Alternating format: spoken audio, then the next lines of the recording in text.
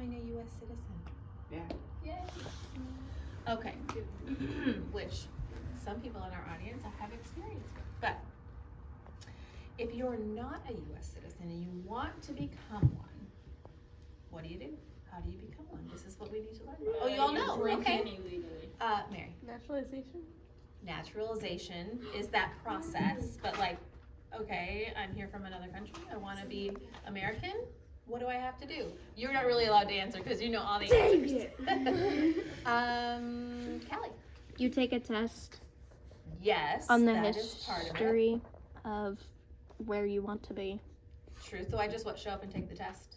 Let's Yes. see. I don't know. No, you're Yeah. fucking illegal. You get like a passport, do this Pledge of Allegiance, take a test, or get born in the U.S. Being born here is definitely a way to be a citizen. You really don't have to do anything except for be born. Genius. Great. Be born. So anyone can just, boom, become an American citizen? No. No, so you have to be eligible, right? Does that, you know what I mean? Like able to even do it. Some people aren't. Don't you have to get like a green card Yeah, or green card. something? Yes, some people do. Not if you're born here, you know. Or if you have a family member here, right? That's what this Then you is could just come making. over. Okay, so if this is you, That's me. 18 years or older, and a resident of the U.S. for 5 years. Okay, can you be a resident and not be American? Yes. So if you're 18 years or older, and or if you're married to a U.S. citizen and a resident for 3 years, so you can't just be married to a U.S. citizen and automatically, you have to be here for 3 years first. What if you're both 18 and married? If you're over 18 and married, Illegal. well, You're I a think you still have to criminal. wait 3 years. Okay. Green card holder. There's another name for a green card. It's called a visa? no. Blue Mm-mm. card. Maybe gift card? No, it's not like Oh, a one money is a card. It's second like card. to, like, I can't remember how to explain it. It's a permanent residency card. So you can apply, I'm not just a visitor here, I would like to reside here permanently, and you can be given a green card for that. And it does, but you can be a green card holder, but not a citizen, right? So why would anyone even want to be a citizen? I'll just be a permanent resident. Sweet. Why do I have to, why even do it? It's so much work. Voting. Yes, that's one. Gives you access to more job opportunities. Maybe so. Yeah. Grady, what do you think? Wow. Clout? I don't know. Maybe. Maybe so, Ryan. Maybe insurance if you get in like a car wreck and you don't, maybe, like. If you're not a citizen? Yeah, maybe you get in a car wreck, you have to have a lawyer and you can't really get a lawyer if you're not a citizen. Really? Which is what my parents have. If you're a permanent resident of the United States, I think you could get a lawyer. I think you would That's have to a have good a question. citizenship, though. To get a lawyer. Yeah, I think so too. I think so. Okay. Yeah, let's check it on that. I'm not quite sure. Corin, what do you think? I think you should become a citizen because it's a fun word to say. And you want to be able to go everywhere and say, I'm a U.S. citizen. So clout. It Okay. has a Z in it. All right. Well, Not that many words have Z's. Besides zoo. Zebra. okay. Alrighty, move on. So if this is you, 18 years or older, resident of the U.S. for 5 years, or married and a resident for 3 years, or a green card holder, then you can go to a designated fingerprinting service facility and have your fingerprints taken. Study for the U.S. history and government test. Have 3 color photos taken of yourself. Fill out an application for naturalization. Then you can mail in the form and fee. Then you can apply for and take a multiple choice exam to prepare to answer questions in your interview. Then you can accumulate all your documents and bring them to your scheduled interview. Then you will take an oath of allegiance to the US. So after you've done all of these things, then, yes, take the oath of allegiance to the US, maybe two of these. Thank you, Mary. Then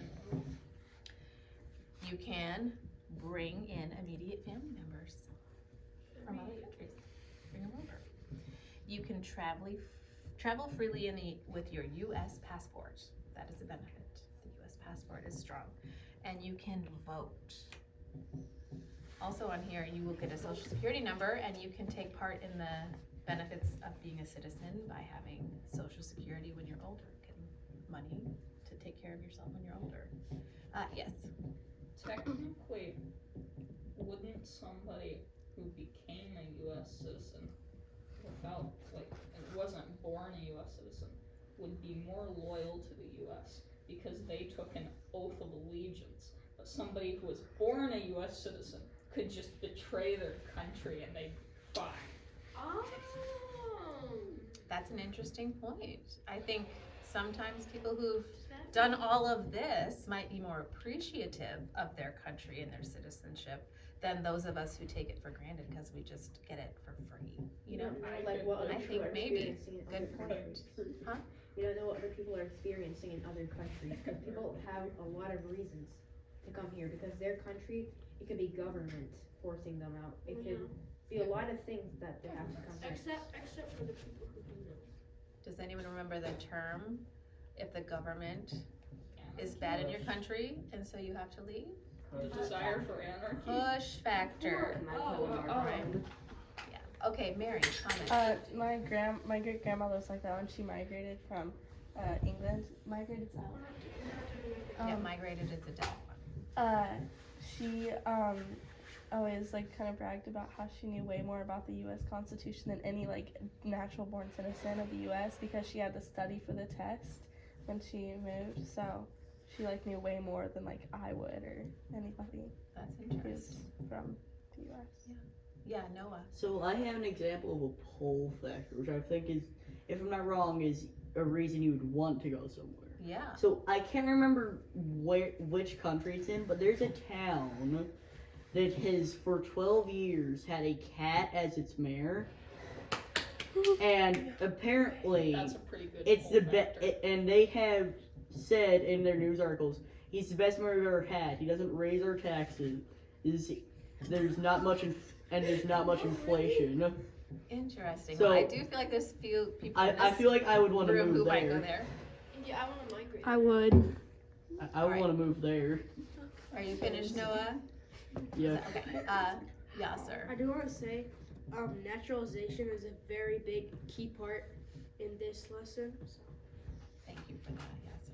All right, well, I do have a couple of posters that I got at the community center yesterday when I was playing pickleball. That was named by a dog. True. Okay, here's this picture, the pathway to U.S. citizenship. It goes through all of the things that I just went through here. You have to demonstrate good moral character. Oh, there. You have to demonstrate an attachment to the principles and ideals of the U.S. Constitution. Oh, it's a good thing I was born in U.S. You have to read and write English proficiently. That can be challenging for people. I have a lot of reverence for people that don't know English And learn it. Doesn't everyone? No! What? No! What? I mean, if you're like born in America, you still have to learn it. I No. mean, like English, you mean? no, Yeah. like you have to learn to speak. I don't mean everyone Not in to be the a world learns not- it. That's not to stupid. live That's here, what it. but- That's what a stupid person thinks. You need to learn have to- English you have to become know a language, citizen. Well, I mean, you need to learn how to speak. You don't have to. Everyone Stop doesn't it, know Noah. I mean, you can. Okay. That's languages. All right. I'd like to just cover this real quickly. So when you take the test, there's two parts, your English and your civics test. So there's government, integrated, and American history. There's a few questions on here. And here it says if you're 65 or older and you've been a permanent resident for 20 or more years, You only have to answer the ones with an asterisk, so they give you a break on all the history questions if you're a little bit older. So let's see, let's answer one. Who would like to try? I don't want to try. I I'll want to try. the question. All right, we'll do Callie first. All right, Callie, the House of Representatives has how many voting members? 1. 3. Isn't it like 500-ish? 52. 65. 3. I know this, we have to look it up. I feel like, does it have 2 from each state? Yeah, I think it's Yeah, 100. That's what I'm thinking. No, representatives you have, no, senators you have 2 from each state. Oh, yeah, Congress. so- Representatives, it depends on the size of the state. Oh, That's yeah. right, that's right. Oh gosh, I used to know the We population. can Google it, but just Alaska. not this second. I know it's 500 All something. right, let's see, Mary. Oh. Okay. What did the Emancipation Proclamation do? That's Oh, I know that one. I studied this man for 5. I have a 5-page essay on this man in my room. All right, It's hold in on. the name. Oh. The Let what? Mary guess, and if she doesn't, you can pick somebody, Mary. Was it the a proclamation of what? The Emancipation Proclamation. I have no idea. Corin, you want to answer this? It proclaimed the emancipation of Okay, but put that in like layman's terms. what? I have a 5-page essay we on this already. we studied this Please. last year. Please. Gave the Emancipation Proclamation proclaiming Corin, this is what Miss Snyder means. emancipation Explain of it without slaves. using the words themselves. That's what I said. I'm a 5-year-old. I have a 5-page. I have a It's like a 5-page dictionary. essay on Guys, this all, please. Noah. I did a 5-page essay on this in 1st grade. So basically, the Emancipation Proclamation was a thing made by Abraham Lincoln because he thought it was unjust that the slaves had to do as much work as they did, and he wanted to free the slaves from their captors, as most people call it, or as I call them, or as I call them, unpaid employers. Thank Okay, you, but Noah. they are paid. The employers are paid. No, The employees aren't. yeah, exactly. So for time's sake, so you have enough time to work on group board, this just gives us a reverence for the amount of work that it takes for somebody to become a citizen in our country. And so just the respect and that we need to give to them and how hard it really is, and appreciating our own citizenship too. So these will be here. I have a graphic organizer for everybody on the end that you will fill out based on these cards. And yeah, any questions? Go ahead.